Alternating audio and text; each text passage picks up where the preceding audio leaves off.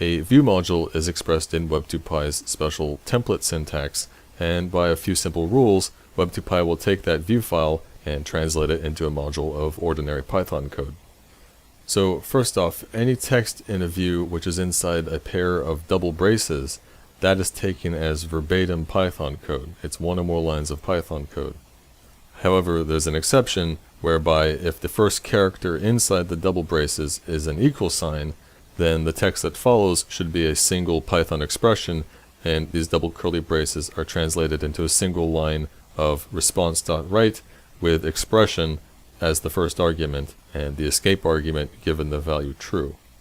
As for all the text outside of double curly braces, each contiguous chunk between the pairs of curly braces is translated into the single line of Python response.write with the chunk of text as the string argument to write and escape set to false. In other words, that whole chunk of text is going to be written out to the response body verbatim without escaping. Lastly, to make up for the fact that in this templating syntax we're not observing the normal rules of Python indentation, we have to make sure that every block of Python code, every if block, every else block, etc., has a logical terminator. Therefore, every block has to end with either a return, raise, or pass statement. The pass statement, recall, is a special Python statement that does nothing. So most commonly you'll just put a pass statement at the end of, say, your if blocks to indicate. This here indicates the end of this if. So with these four rules in mind, say we have a view file with this content. When this gets translated into Python, all of the chunks of text outside the pairs of double curly braces becomes a single line of Python code that invokes response.write with that text as the argument, and the text inside each pair of curly braces gets taken verbatim as one or more lines of Python code. So on first pass, this is what we end up with, but notice this isn't yet proper Python because it doesn't have Pythonic indentation. Because, however, we included the pass statement to indicate the termination of the if-else block, Web2Py can infer the indentation. And so this is the end result. Notice that without the pass statement here, Web2Py wouldn't know whether or not the last response.write line, whether that's supposed to be part of the else block or not. If we didn't include this pass statement, the view would be no good because the code would be ambiguous, and Web2Py would give us an error. Now, this is something I mentioned only in passing, so it's good to state here again, and that is that in a view module, Web2Py automatically imports into that view module's namespace first every key value pair that was returned by the action, like say if the action returns a dictionary with a key of the string foo and the value 3, that's going to become a variable foo with a value 3 in the view. And the view doesn't have to import anything because it's just there by magic. Because as we described earlier, Web2Py doesn't import modules normally. It uses the special exec statement and the built-in function exec file. And aside from that dictionary, views also have access to all of the things that were defined in the model modules, which we haven't discussed yet, but any name we assign in those modules, we can access that stuff in our views if we like. In other words, the module namespace of those model modules is visible inside any view. The view temple syntax is slightly more complicated than I let on because it also contains what are called directives. There's just a handful of these, and they're written inside double curly braces, but they're not lines of Python code. They begin with the word include or the word extend. When you see the include directive written with a file path in quote marks, that is a standalone directive that just works by itself, whereas if you see an include directive without any file path, that's used in conjunction with the other directive called extend. So first off, here's what the include directive does when we specify a file path. We have two separate view files here, the first mypage.html and the other called otherview.html. And in the mypage view, there's an include directive which specifies a file path pointing to the other view file. And note that it's a relative path, relative from the views directory. The effect of this include directive when we render mypage.html, the content of the other view which we're pointing to, otherview.html, that gets inserted in place. So the content of otherview.html is inserted in place of where the include directive was. Now with this form of the include directive, it makes sense that you can include in your view multiple include directives. When it comes to the other include directive, the include form that doesn't have any file specified, that form is used in conjunction with extend, and include and extend you would only include once. The way that the fileless form of include and the extend directive work together is that in one view, the view that we're going to render, here mypage.html, we use an extend directive, and we have it specify the path to the other view file, here mastertemplate.html, which is directly in the views directory. And in the mastertemplate.html view, we place a single include directive with no file specified. What happens then when we render mypage.html, which contains the extend directive, is the other template specified in the extend directive, here mastertemplate.html. The content above its include directive gets inserted in place where the extend directive was, and the content below the include directive gets appended to the end. And be absolutely clear here, we're talking about modifying the rendered output, not modifying the actual view files. Now, the way I just explained this is how I prefer to think of how extend and include work together. The other way to think of it, though, is that it works in the opposite direction, where the content of my page, the stuff above the extend, is being inserted at the top in the other template, and the stuff below extend is being inserted where include goes. But whichever way you think of it, the rendered output comes out the same. Now, the intended purpose of extend and include is that we can create a template file in which we place the include directory, and then we can create various other views which all extend that one template. So most commonly for a site, you create a template file that defines the header and the footer that you want to see on every single page, and also includes default style stuff like defining the margins on the sides and so forth, and defining what the background should look like. And then where you have the include directive, that's the content area where you plug in the specific content for specific pages. So in the views for our specific pages, we place the stuff we want to get inserted there below the extend directive. The purpose of allowing stuff to go above the extend directive and thereby remain at the top of the rendered output, the intended use of that is mainly not to put actual content, text content that's going to be in the final output, but rather to put lines of Python code which define things of certain names. That way we can have a master template that makes use of variable names which the template expects to have provided by the specific page which is extending the template. So say if the template file makes use of some function named foo, which it itself does not define, well, what's going on there is it's expecting the extending view to define a function foo above the extend directive. That way the function foo will exist before it gets called. So the template view made use of something which it left up to the extending view to define. That way the different extending views can define it in different ways. As another convenience, Web2Py provides what it calls HTML helper types. These are essentially Python classes which represent the various elements that make up an HTML document.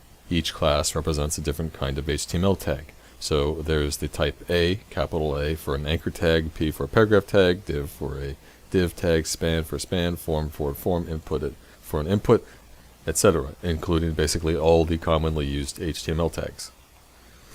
So here are a few examples. First, we're creating an object representing an anchor tag, and the content of that tag is passed as the first argument as a string, and then any attributes to the tag are passed as named arguments, but notice the named argument starts with an underscore. So to set the href, we have a named argument underscore href. So this invocation of the A class returns a new object representing an anchor with an href of http://yahoo.com, and the text content a search engine. So the common pattern with these helper types is that the positional arguments we pass to them, those become the content to the tag, and if we want to set any attributes, we pass those as named arguments with an underscore at the start. So here in the second example, we're creating a div object, and we're passing to it 3 positional arguments, 2 of which are other helper objects. They are p tag objects, paragraph tags. And so what we end up with is a div with the content of first a p tag containing the text blah blah, because that's what was passed to the first p tag, and then the text content hello, and then another p tag also with text content reading blah blah. Now, an important thing to understand here is a string argument is treated as text content, so it is effectively XML escaped. Here when we create a div and pass in a single string containing what looks like a tag, but no, these angle brackets, the less than and greater than signs, they get XML escaped into character entities. Now, usually what we do with these helper objects is we ultimately render them back into text when we use them in a view. And this is done with the method which is, rather strangely, named XML. So here, for example, when we invoke the XML method on this div helper object, what we get back is a string reading div p blah blah np ndiv, which is what you would expect because that's the HTML represented by this object. And again, be clear that the strings we pass to these helper object constructors, they're always treated as text content that needs to be XML escaped. So here when we pass to div this string that looks like it contains a p tag, well, no, that's not parsed into a p tag, it's just treated as text content. So when we invoke the XML method on this div object, the string we get back, yes, there's the div tag, but then inside are a bunch of character entities where the angle brackets were. There's another useful helper object which does not represent an HTML tag, but rather just represents actually any text we want, any text that we don't want to get XML escaped. And kind of strangely, this helper type is called XML because, well, it is useful for representing XML, but it's also useful for representing any other text, like say maybe JavaScript code. But here, for example, we're creating an XML object and its content actually is proper XML, and notice that it's not getting escaped. So when we call the XML method on this XML helper object, what we get back is a string with the verbatim content. Now, you're probably wondering, well, why does this thing exist? Because all it's doing is wrapping a string, and then when we call the main method of this object, XML, we're just getting that string back, so what's the point?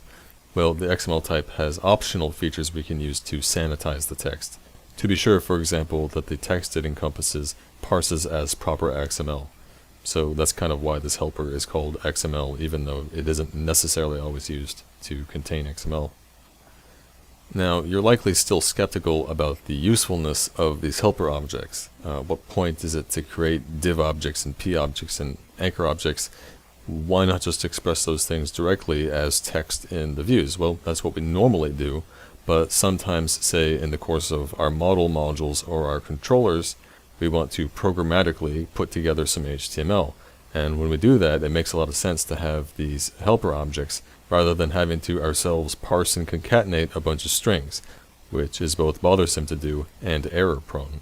So just generally, when you're in the mode of Python, you don't want to have to dip into some other language, some other syntax like HTML. You want to work directly in Python syntax and Python semantics. Another justification for these HTML helpers is that in some cases, like with form, these helper objects provide some extra intelligent behavior. Form is the best example of this, so consider this here where we're creating a form and we're giving the form two inputs. The first input has the attribute type with the value text and the name with the value myText, and then the second input has just a single attribute type submit. When we then get the HTML string from this form object using the XML method, this is what we get. We have a form with two input tags, and the inputs have the attributes we specified, but notice that the form is automatically given certain default attributes, such as enctype as an encode type with the value multipart/form data, which specifies how the form data gets encoded when the form is posted. Now, of course, I can change these default attributes if I like, but these at least are sensible defaults. So far, this isn't much added extra convenience, but form objects also have a method called accepts. To the accepts method, we first pass the vars, that is the get parameters and the post parameters of the request. Then we pass the session object, and optionally we specify with the named argument form name a name for this form. And the first important thing which the accepts method does is to insert two hidden input tags. The first one named _form key and the other one named _form name. The form name attribute, you can see, is given the value of whatever we pass to form name, which in this case is Teresa, but if we don't specify any form name, the value here will just be default. The purpose of the form name is to uniquely identify the form within the page. So in cases where you have more than one form, you're going to want to specify a form name, otherwise you'll get a name collision because multiple forms will have the same name default, and Web2Py won't be able to distinguish between them. The other added input, form key, is given a randomly generated value, and this value is different each time the form is generated. So in one request, it's going to be a different value than in any other request. And this generated value is preserved in the session such that when the form is then submitted and sent back to the same page, Web2Py can check and see if the form is a double submission, if this is just a repeat of the same form being submitted, which happens sometimes in some browsers because you click the submit button and then you cancel and then you click submit again, and that ends up posting the same form twice, which could be bad because it might screw up the logic of your application. Now, the reason the method is called accepts is because aside from generating these two hidden inputs, it also checks the request vars to see if the values for this form are being submitted in the current request, because usually we design our forms to submit back to the same page. So the first time a user goes to a page with a form on it, the form is blank, they fill in the information, they hit submit, and then the data is sent to the same URL as they were already on. So the accepts method checks the request vars to see if this is the form being submitted or if it's just the first time the form is being created and given to the user. If the accepts method determines that the form data is being submitted and that this is not a double submission, which it determines by checking the form key value in the session, then the accepts method will return true. Otherwise, it will return false. So, a very common idiom in Web2Py is when we have a page with a form, first in the action we create the form using our form helper, and then we call on that form the accepts method, passing to it the request vars and the session and optionally a name. And if that accepts method returns true, then form data has been submitted and we process that submitted form data.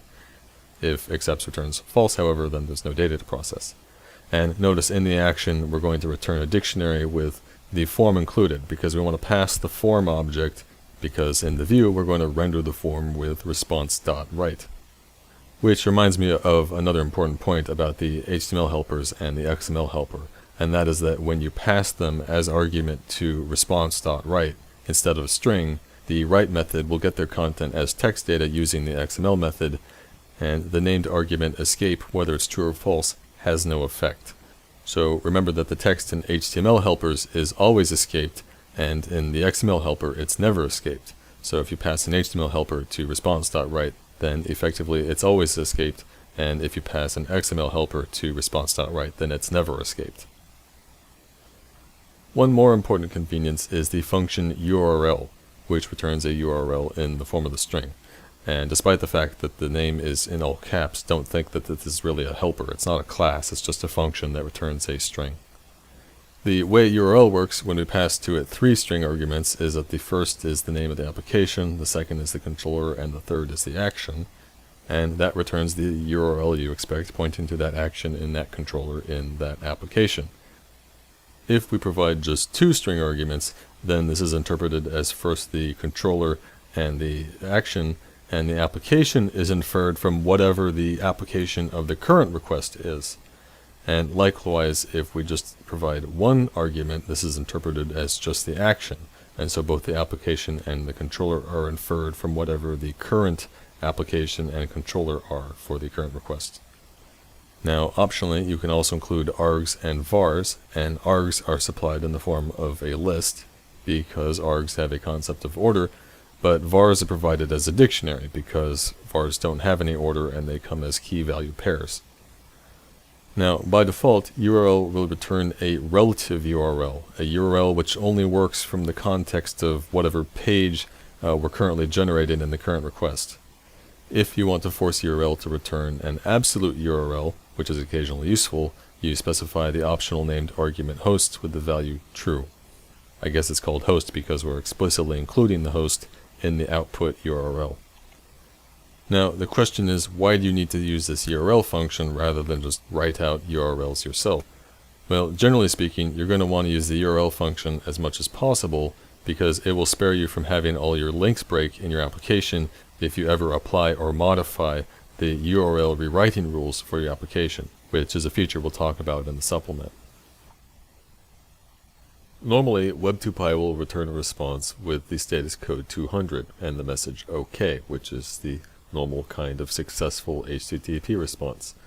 If, however, in the course of processing a request, an exception gets raised and that exception doesn't get handled, Web2Py will then send a response with an error page and an error status code. Now, if an error gets raised which your code doesn't anticipate, well, that's a bug. If, however, you wish to send a response which is something other than a status 200 code, You can do so by raising an exception type provided by Web2Py called HTTP, all in caps. The HTTP exception constructor expects two main arguments. First, the code itself, expressed as an integer, and secondly, some string which will serve as the body of the response.